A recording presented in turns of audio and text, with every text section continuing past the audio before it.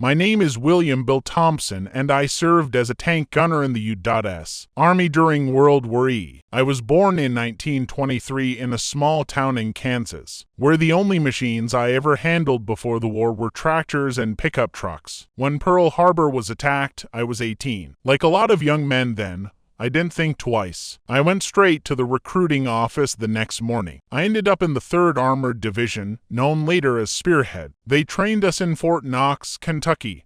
Long days, longer nights. I remember the first time I saw an M for Sherman tank up close. It looked unstoppable to me then. All steel, power, and promise. We learned every sound it made, every lever, every smell of oil and burnt gasoline. After a while, I could tell by the vibration under my boots if something was wrong with the transmission. When we shipped out to England in early 1944, the whole division was buzzing. Everyone knew what was coming. The invasion of Europe. We didn't know the date, but we could feel it. Every man tried to act tough, but at night, you could hear quiet prayers or the sound of someone tearing up a photo of his girl, trying to forget her face. Our tank crew became my second family. Sergeant Frank Delaney, our commander, a tough Irishman from Boston with a mouth like a sailor but a heart made of gold. Joe Ramirez, our driver, was from Texas, small guy, quick thinker, always chewing on something. And Eddie Collins, the loader, was only 19. A farm boy like me who joined because his older brother had been killed at Pearl Harbor. By the time we rolled onto the landing craft headed for Normandy, Eddie stopped thinking about medals or glory. I just wanted to get through it without letting the men down. When the ramp dropped and the first waves went in, all I could smell was diesel, smoke, and the ocean. We weren't in the first wave. Tanks came later, after the infantry cleared the beachhead. But even from the ship, you could see the chaos. Burning vehicles, bodies in the surf, men crawling through the sand. That was the moment it hit me. This wasn't going to be a movie. This was war, and we were heading straight into it. When we finally rolled off the landing ship near Omaha Beach, it didn't look like a battlefield anymore.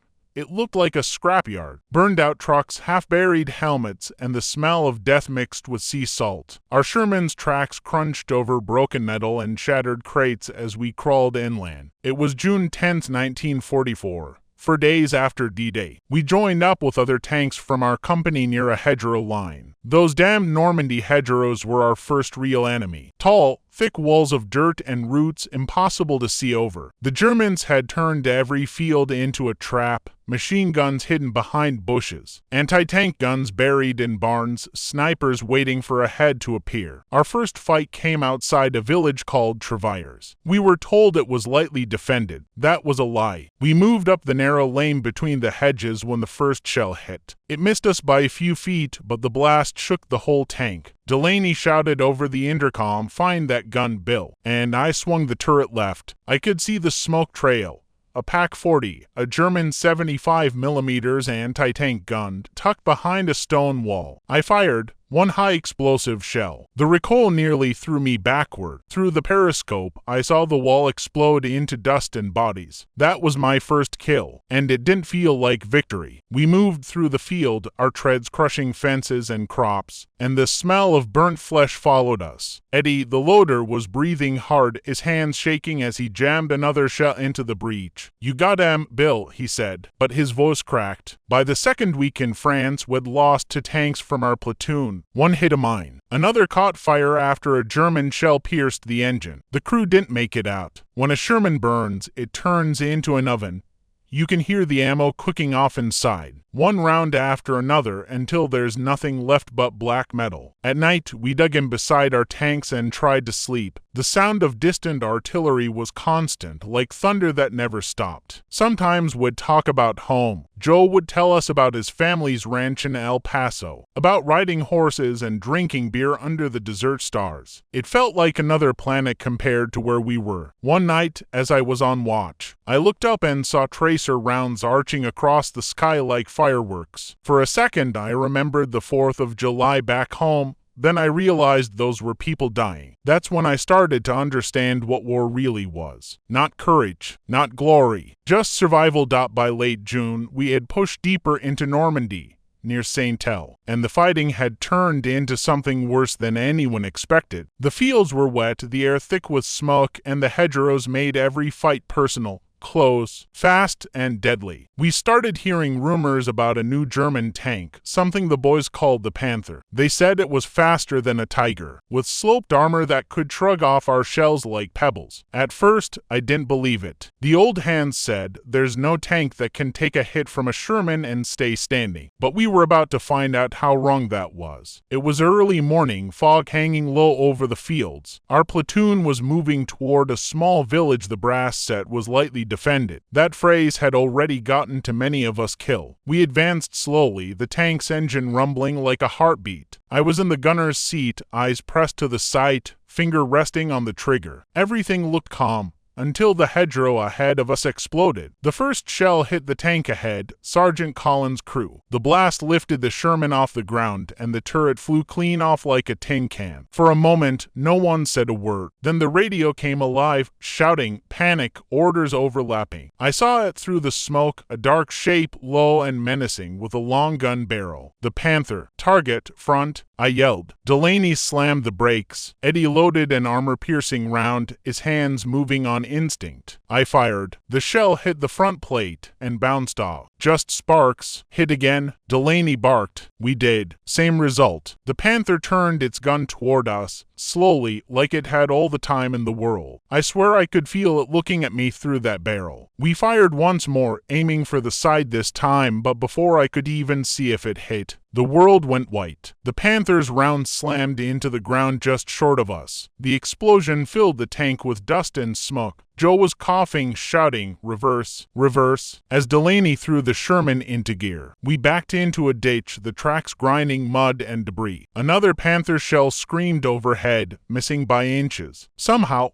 we made it out alive. Collins' tank didn't. That night, around a small fire behind our tank, none of us spoke for a long time. Finally, Eddie muttered, "We're driving coffins." Nobody argued. That was the first time I realized our Shermans weren't the kings of the battlefield. They were just lucky enough to run. But against the Panthers, luck wasn't going to be enough. After the fight with the Panther, our platoon was down to 3 working Shermans. The rest were just smoking shells in the fields. The brass said we'd be pulled back for repairs, but that never happened. Instead, we got new orders: secure Hill 192, a patch of high ground overlooking the Saintel Road. Whoever held that hill could see for miles, and that made it worth dying for. We rolled out before dawn, engines growling softly under the fog. Every man was quiet. Eddie sat across from me, checking shells by hand, wiping them with an oily rag like they were sacred objects. Joe was humming something under his breath. Take me home, country roads. It was the only thing that broke the silence. As we approached the base of the hill, the smell of cordite and burned fuel hit us. Another unit had tried to take it the night before,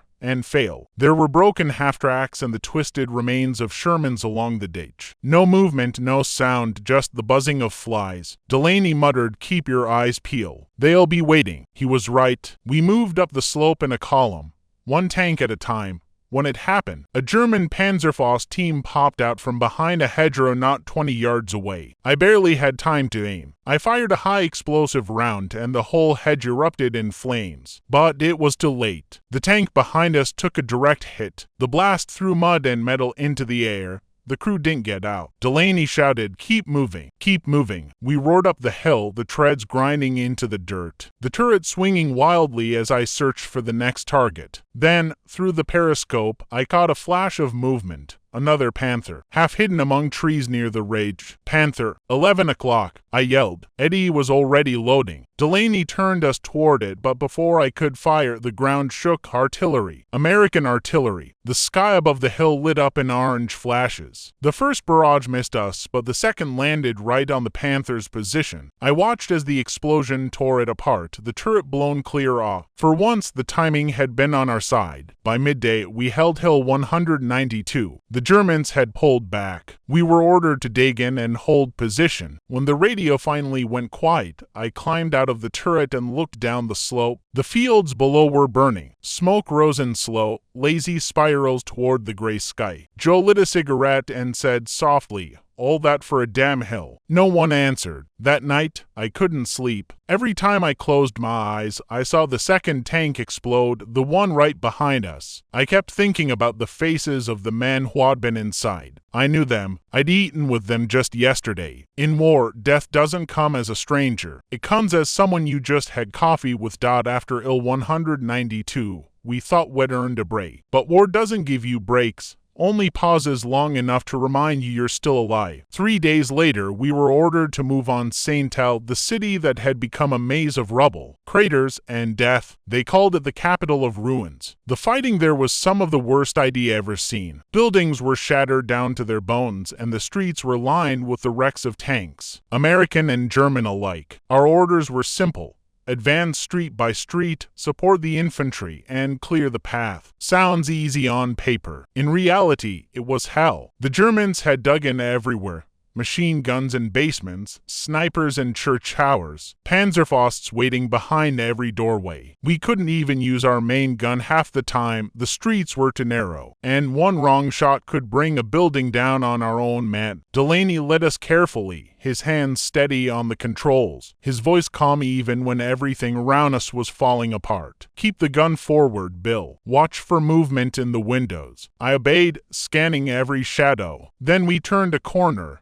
And there it was. Another Panther waiting at the end of the street, its gun already aimed. Panther front, I shouted. Delaney swore and threw the tank in reverse, but there was no room to move. Eddie, up round now, I yelled. He slammed one in and I fired. Our shell hit the Panther right on the turret, but it didn't penetrate. The ricochet screamed off the armor like a metallic scream. A second later, their shell hit us. The impact rocked the Sherman so hard I thought the hull had split open. Smoke filled the turret. Joe was coughing, shouting, "We're hit but still alive." I checked the periscope. The Panther was moving forward now, slow and confident, like a predator. Then something incredible happened. From the corner of my sight, another Sherman, one from Baker Company, came charging down a side street. It flanked the Panther and fired at near point-blank range. The shell struck the side armor, and this time it worked. The Panther burst into flames, black smoke pouring into the sky. The relief in our tank was like a breath after drowning. Eddie slapped my shoulder, grinning through soot. Somebody upstairs likes us, huh? But as the fire burned, I saw something I can't forget. A German crewman,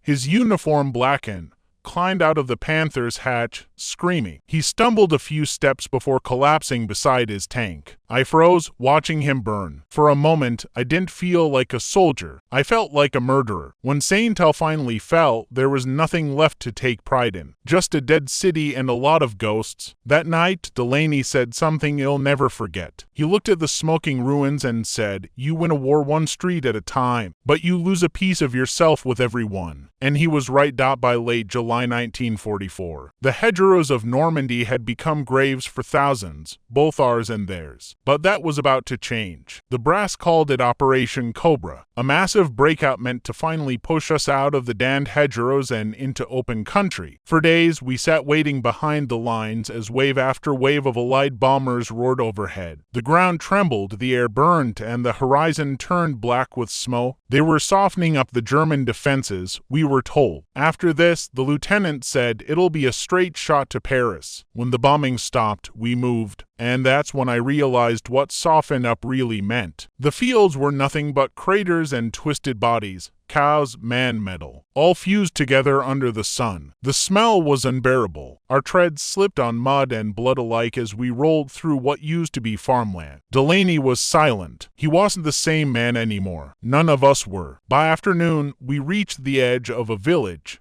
HBR Yvonne, I think it was called. The Germans were waiting. Not many, but enough. Panzerfausts and machine guns from the rubble, desperate and furious. Button up. Delaney barked, and I ducked back into the gunner's seat. The turret was hot as an oven. Eddie handed me another shell, his face gray from exhaustion. I fired at a house where muzzle flashes flickered. The wall disappeared in a flash. We moved forward, clearing the road inch by inch. Somewhere to our left, another Sherman burned. The crew didn't get out. The ammo cooked off, sending bursts of fire into the air like fireworks. Then, out of the smoke came movement. German infantry, running toward us, us, waving white cloths. A few dropped their weapons, shouting "Nicht schießen." "Don't shoot." We hesitated. Delaney opened a hatch just enough to look out. "They're surrendering," he said quietly. We watched as they stumbled closer. Kids, most of them, barely older than Eddie. One of them had tears running down his face, dirt streaking his uniform. For the first time in months, I felt something other than fear, pity. Maybe. They weren't monsters. They were just boys caught on the wrong side of a nightmare. By the time the sun set, the road behind us was open. Operation Cobra had worked. The German lines were collapsing. Word came down the radio that we'd broken through, that the road to Avranches was clear. That night, we parked our tank in a field and climbed out. For the first time in weeks, the air smelled of grass instead of smoke. I remember looking up and seeing stars again. Real stars. Joe looked over at me and said, "Bill, I think we might actually win this thing." I wanted to believe him, but deep down, I knew every mile forward meant more graves behind us. After Operation Cobra, everything changed. For the first time since D-Day, we weren't just surviving. We were winning. The German lines had collapsed, their units scattering east in retreat. What used to be a slow crawl through mud and hedgerows turned into a chase. We rolled fast now, sometimes 50 miles in a day. The roads were packed with vehicles, Shermans, half-tracks, trucks, jeeps. Dust hung in the air like fog, and the smell of fuel never left your nose. Every time we stopped, the sound of engines still echoed in my ears. But victory didn't look like the posters back home. The countryside we drove through was a graveyard. Burned-out German trucks lay in ditches, horses dead in their harnesses, and whole villages reduced to rubble. French civilians came out of the ruins, thin, pale, eyes hollow but smiling. They waved at us, handed us apples, wine, sometimes just tears of relief. One old man grabbed my hand as we passed and said in broken English,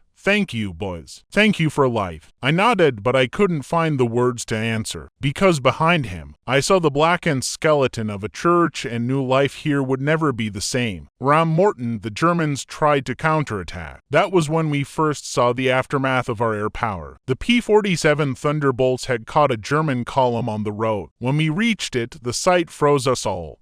Tanks melted into the pavement, trucks twisted like paper, and men lying where they'd tried to crawl away. Eddie whispered, "Jesus, what happened here?" Delaney replied quietly, "This is what happens when you fight a war you've already lost." We passed a Panther tank, blackened and split open from a rocket strike. Its turret lay 20 feet away, like a decapitated head. Joe pointed at it and said, "That's for Collins." No one argued. As we moved deeper into France, we started to realize how fast everything was unraveling for the Germans. Whole units were surrendering. Prisoners lined the roads, hands on their heads, marching west while we rolled east. They looked exhausted, broken. Shadows of the army that had terrified the world 2 years ago. One afternoon, we stopped near a burned-out farmhouse to refuel. A local beau, and maybe 10 years old, came up and handed me a flower, just a single wild daisy. He smiled and ran off before I could say a word. That moment hit harder than any shell, because for the first time I realized what we were fighting for wasn't glory or revenge. It was for people like him who just wanted to live without fear. That night, under the quiet French sky, I cleaned my gun and thought about home. I thought about how strange it was that I could feel both proud and ashamed at the same time. War makes you question everything, even the meaning of being alive. By September 1944, France was behind us. We'd rolled through Avranches, across the Seine, and now the signs by the road said Belgium, 10 miles. It felt strange seeing those names again.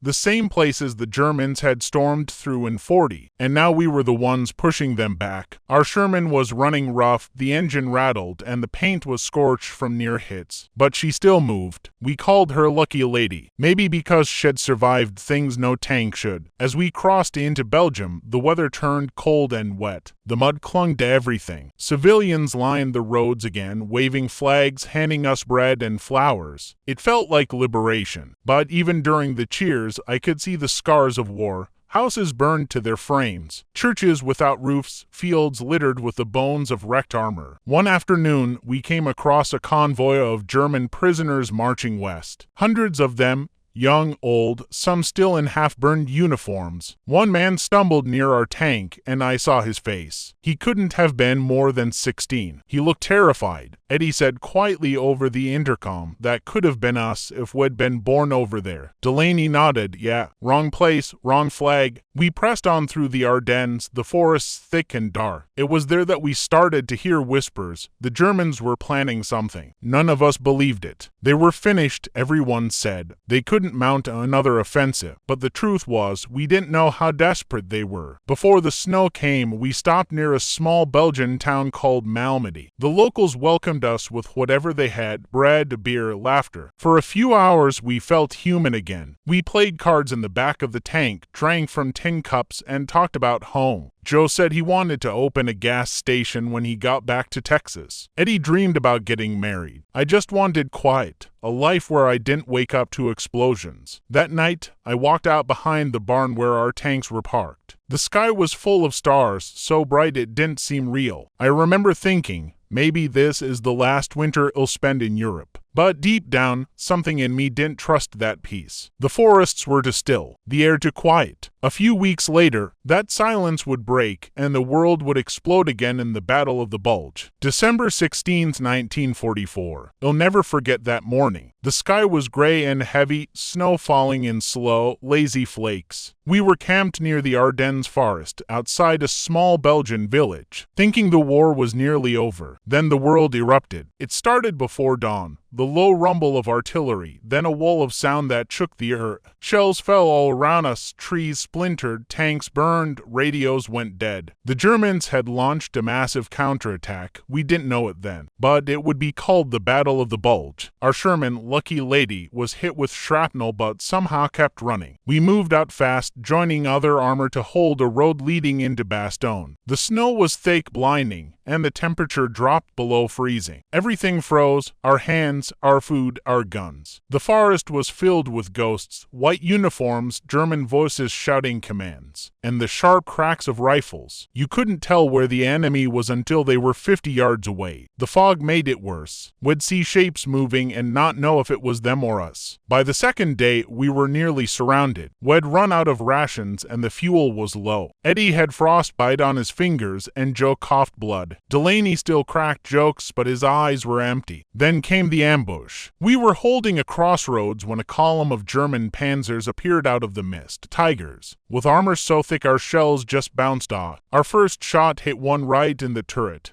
Nothing. The return fire tore through the trees, through trucks, through men. Joe shouted, "Back, reverse." But before we could, the ground behind us erupted. Another shell. It felt like being hit by lightning. The whole tank jumped, alarms screaming, smoke pouring in. Eddie was yelling that the engine was gone. Flames were creeping in from the back. I kicked open the hatch and pulled myself out into the snow. The air burned my lungs, cold and full of smoke. Joe and Eddie crawled out after me, but Delaney he didn't. The inside was already fire. I still hear him sometimes, that one last shout before the flames took the tank. We stumbled toward the tree line as shells kept falling. Snow mixed with ash. We found a foxhole and hid there until night. For 2 days, we didn't move, didn't eat. Just listened to the distant thunder of the guns. On the third day, we saw American planes overhead. Finally, the weather had cleared and the sky was full of P-47s. They bombed the German lines and we knew then the tide was turning again. But it didn't feel like victory. We'd lost Delaney. We'd lost half our unit. The forest was full of burned metal and frozen bodies, American and German both. When it was over, I went back to the wreck of Lucky Lady. She was half buried in snow, turret blown open, smoke still curling from the inside. I placed my hand on the cold metal and whispered, "You did good, girl." Then I turned and walked away.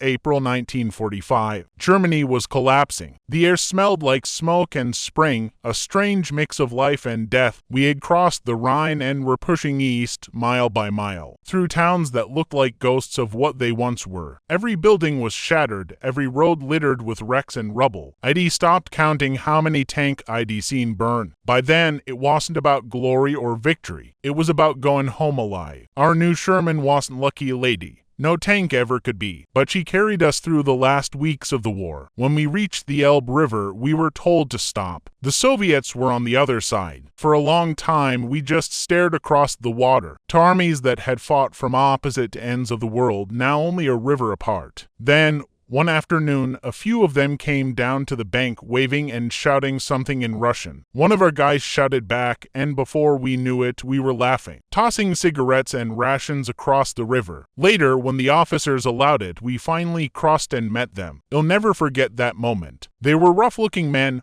faces tired, uniforms patched and muddy, but their eyes were alive. They smiled, they laughed, they shared bread and vodka with us as if we were long-lost brothers. One of them, I think his name was Ivan, patted my shoulder and said something our interpreter translated as, "You made it too, comrade." We didn't speak the same language, but we didn't need to. I looked at them and realized they'd fought just like we had. They'd lost friends, families, homes, and still, they stood proud, still human. That night we sat around a fire together, Americans and Soviets, sharing food, trading patches, telling stories. No hate, no politics, just men who had survived hell and were glad to still be breathing. When I looked up at the stars, I felt something I hadn't felt in years. Peace. The war officially ended not long after. I went back home, back to Ohio. I married, had kids, worked in a machine shop for 30 years. But I never forgot that night by the Elbe, the laughter, the warmth, the feeling that maybe, after all the madness, the world could still be good. People sometimes ask me what I remember most about the war. They expect me to talk about the battles, the tanks, the fear. But what I remember most are the faces. The faces of my crew. The faces of the Germans who surrendered, and the faces of those Russian soldiers smiling across the river, offering a handshake instead of a bullet. That's when I understood the real victory wasn't about flags or territory. It was about finding humanity again after losing it for so long. This is a real story.